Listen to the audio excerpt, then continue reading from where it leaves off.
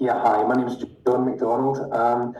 I work for IBM at the moment. I'm a managing partner in their consulting business, and I was in Aberdeen studying psychology and law with a minor in law back in 1989. That's amazing. Can you tell me about your decision to attend University of Aberdeen and what factors influence your choice? Yeah, sure. So I used to spend a lot of time in the Highlands when I was a child, and I always loved Aberdeen going on the way up. Uh, so Aberdeen's always had a special place in my heart. Plus the reputation. When we look at the Scottish universities, Aberdeen is one of the great ones. So I was always very keen to come here with the reputation of the faculty, the beauty of the campus. It was a very easy choice for me. That's great. What were some of your favorite courses during your university years? Favorite courses? Well, on the psychology side of things, I really enjoyed the neuropsychology and the cognitive psychology. Those I found very interesting. I've always been fascinated by people and what makes them work, what makes them tick.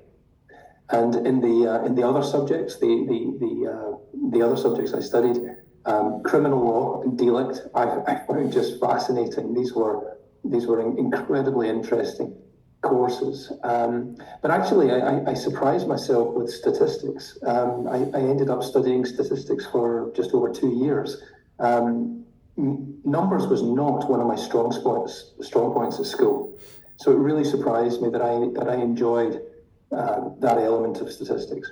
That's wonderful. Were there any particular challenges or obstacles during your time at university that you faced?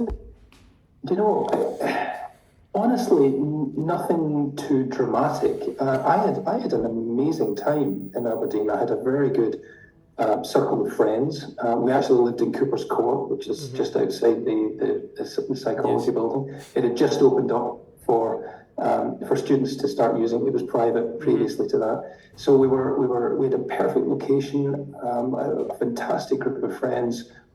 I trained very very hard. I used to run the Jiu-Jitsu Society, Jiu-Jitsu Club up at Butchart. But yeah, I trained hard, I studied hard, I worked hard, I partied hard as well as we all do. But I had a fantastic experience. There were really no major obstacles. I did see across some of my classmates that some of them had experienced a degree of stress through the system. And so I was exposed to other people going through quite difficult times as a student, and it's maybe for context quite helpful. When we went through the exam process, there were no exams in our third year of an honours degree. There were none. And it was all at the end of the fourth year. So that the full third and fourth year was assessed together in about a 10-day period. So Okay. all of our exams were literally every day. And so that course, that maybe that 2-week period at the end of your fourth year determined your success or failure at the university. So there was no continuous assessment, there were no interim exams, there was very little coursework. It was all about the exams. And so that put a huge amount of stress on us. Um, some of us made it out okay. Some of us had quite a difficult time off it. But personally, my experience in Aberdeen was wonderful. That's very interesting. Did you engage in any student organization or clubs? Yeah, I did. As I alluded to earlier on, I used to run the Jiu-Jitsu Yeah. club at Butcher. I've been involved in martial arts since I was a child, and I came to Aberdeen having done quite a lot of Jiu-Jitsu, Jeet Kune Do, and other martial arts as well. But I loved the club there, and I led it after even after I left study. I still stayed in Aberdeen for a year or two after that, and I kept on teaching there. I built a very good circle of students. It was a great community there. I'm very proud of what that team managed to achieve. That's great. Are there any lifelong friendships or connections that you made during your absolutely. So bizarrely, I think the first two guys that I met there have turned out to be lifelong friends. So we ended up, we literally hit it off the first night when we were in Freshers Week. We spent all of the first year socialising together. We moved in. There was another guy, so there were four of us moved into Cooper's Court. We lived there for 4 years. Two of us even beyond our degree. And these two guys remain my closest friends. I'm godfather to their sons, and they came to my wedding, and so yeah, they remain family for me. That's amazing. What were your career aspirations while attending and upon finishing University of Aberdeen, and how they changed? Oh goodness, how has it changed?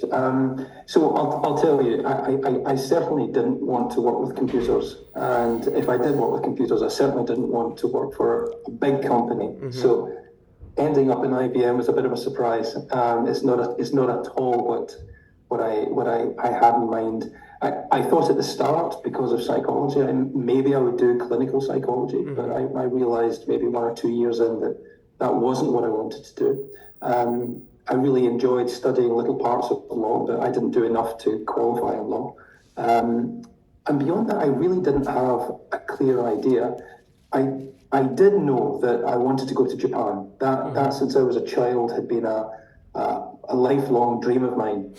And so when I graduated, about a year after I graduated, I moved to Japan, lived there for a number of years, and I knew I wanted to do that. But even after that, coming back to the UK, I was still confused about what I really wanted to do. So which I think is fine. Actually, I think it's fine to take your time, understand yourself, understand what you want to do, and take your time finding the right role and the right career for you. That's great advice. How did your degree in psychology help you to succeed in your current career? Well, look, the content didn't really help in a direct way. It's not, a lot of it was quite theoretical, but what you do learn is how to think differently from the way that you're taught at school.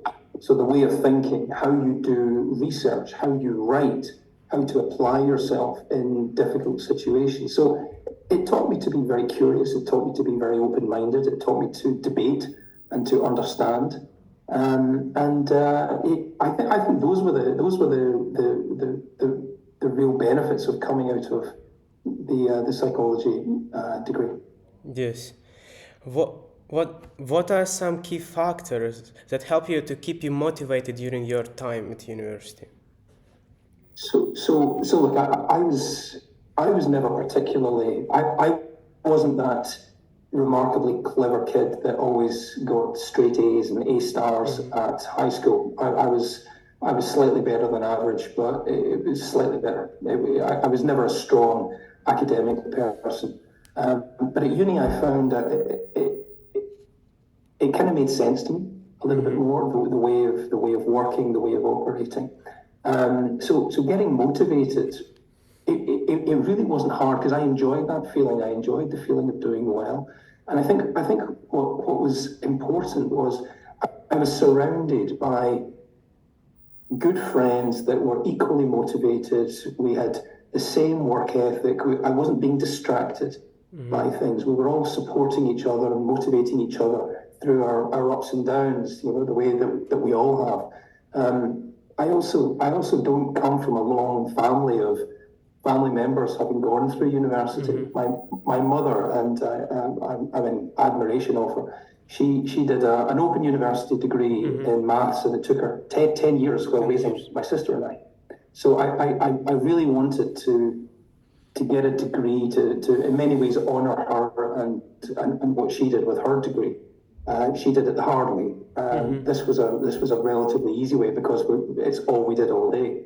So those were some of the motivating factors, but I thoroughly enjoy learning, still do. That's incredible. Could you please describe your job and responsibilities at IBM and how did they change during the time? Yeah, sure. Well, I was thinking the other day, I'm coming up 26 years in IBM, which is longer than many of your listeners have been alive, which made me feel incredibly old, actually. But it's been an incredible journey. I started IBM doing very technical roles. I did applications development at that time, systems integration, complex testing. Then I went on to become an interpreter for the Bank of Japan, and we put a complex banking system in there as well. I went from there on to bid management and commercial management, which opened up a whole new world of business for me. And then I started to learn about leadership, and that took me into project management, and I went from projects until it just got bigger and bigger and bigger. And then for probably 10, 12 years after that, I did nothing but recover troubled programs or troubled accounts or troubled businesses, which was an incredibly intense phase of my career, but I learned so much out of that. Very difficult, long, hard days, but so rewarding. And probably over the last 10 years, I've been leading IBM's large global accounts. So some of them over as many as 26 different countries, coordinating transformations.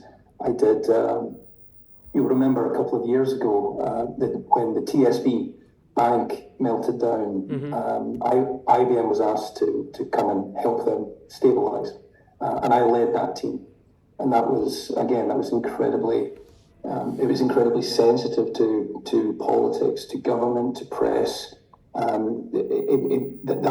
was a very, very difficult year helping get that bank back up and running. But I was so privileged to be asked, and I was so pleased with what the team delivered in the very end of it, getting everything stabilized again. So there's been a number of changes through the years. In the 26 years, I've probably had 12 different careers of different sorts. So it keeps going. And right now, I'm the managing partner and vice president for an account that runs a large energy and resources function. So again, operating globally, it's dealing with some very, very complex dynamics, but I love it. I absolutely love the intellectual challenge, the leadership of large-scale teams. I still get out of bed happy every day for this. That's phenomenal, honestly. Another question is, how would you say your mindset and way of working have changed since attending University of Aberdeen?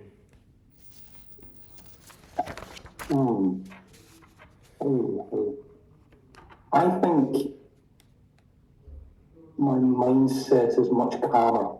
I think I'm much more methodical. I'm much more thoughtful about what I do. I don't tolerate noise in my brain.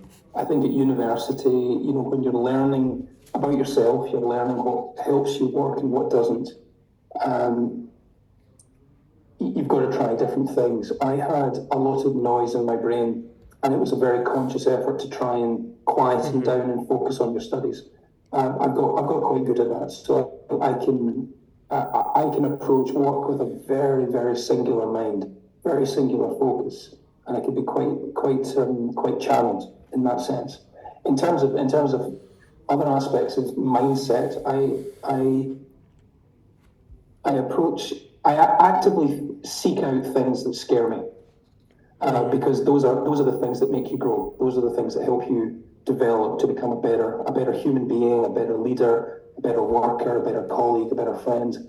So I actively seek out things that quite frankly terrify me. And my mindset is to go into it knowing I'm going to be terrified, knowing I'm going to be uncertain, but to know that is making me stronger and to making me better. So I think I had that to a degree. It was less focused at university, but I've sharpened that, and through my career, that served me quite well. But yeah. That's amazing. Why did you decide to come back to university and academia, studying at University of Oxford? So look, I've always loved learning, and it was such an honour to be invited to go to Oxford, just as it was to Aberdeen. They're very similar in terms of their heritage, the quality of lectures, and it was such a privilege to be there. it was good to go back with a slightly older mind. And, everybody that was in that class, we all had full-time jobs. So we weren't there to just have fun and have an experience. We were there to learn. And my goodness, did we? The lecturers were tremendous. We were a very vocal group. They were all quite senior people in this class, and we're all naturally very vocal, and we've all got our opinions. But for that 2 years as we went through that course, we were in absolute awe. We were just extracting information from the lecturers. So it was great to go back. It was such an honour to go back and study at Oxford. Yes. And honestly, I would go back again. I probably will. I probably will do another postgrad at some point. I get so much out of learning. It's always an honour to do. That's inspiring. Did you engage in any internships, part-time jobs, or volunteering experience during your time at University of Aberdeen? Oh goodness. So I had so many jobs. My goodness. So I always had probably around 2 or 3 jobs minimum going at the same time, because I had to pay my way through university. It was very expensive in those days. Probably still is. So I was a bouncer for 4 years in some of the clubs uptown. I worked in bars. I used to do some modelling and some dancing way back in the day. That was a long, long time ago. And I apologise for the image that may give your listeners. That's very interesting. And then I even set up my own business as a handwriting analyst at the time. So wow. I did quite a lot of different things. I didn't have the time to do many internships, but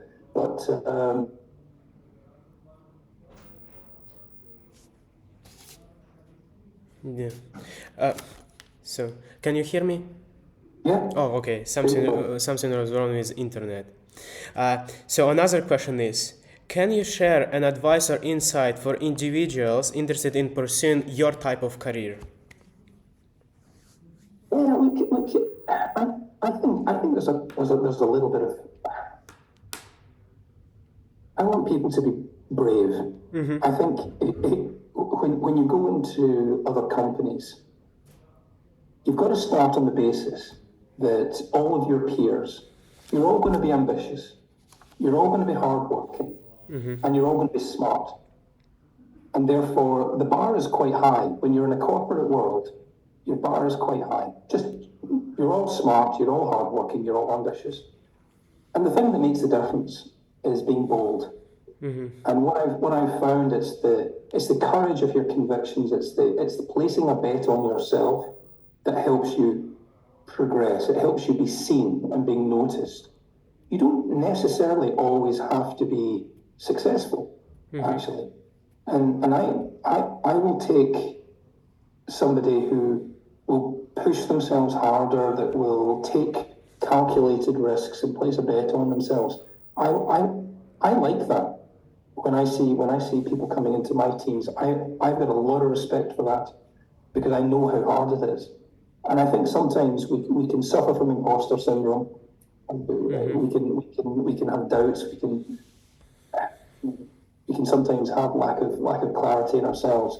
But if you place a bet on yourself, in fact, I bet this applies to all of your listeners. Here's a secret: you're better than you think you are. And I think if you take that to heart and just take it for a drive, just try it out, place a bet, do something that terrifies you, and you'll be surprised. You'll be surprised. It's never as bad as you think, and quite often you'll surprise yourself. And just imagine if you've got two people starting at the same time, and one take just gradually growing. That's what happens. And they can have an okay career. That's fine. But if you want to have a great career, you terrify yourself, and then you realize you can do it. You terrify yourself again and again, and each time you look back at it and think, I got through that. That was okay. And I see this happening. This isn't just a John thing. I see this everywhere. You can see the potential in everybody except yourself. So place a bet on yourself. Put yourself in a position where you're having to really be brave, and just watch the magic happen. That would be my advice. This is tremendous advice, thank you. And the last question will be, would you change anything about your time at university, or would you give some advice to your younger yourself? I wouldn't change a thing. I really wouldn't change a thing. It was formative. There were good times, there were bad times, but I was blessed with great friends. I was blessed with great experiences. I loved my time in Aberdeen. It was so formative.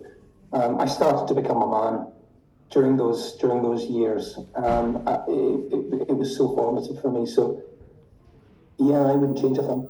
Wouldn't change a thing. That's great.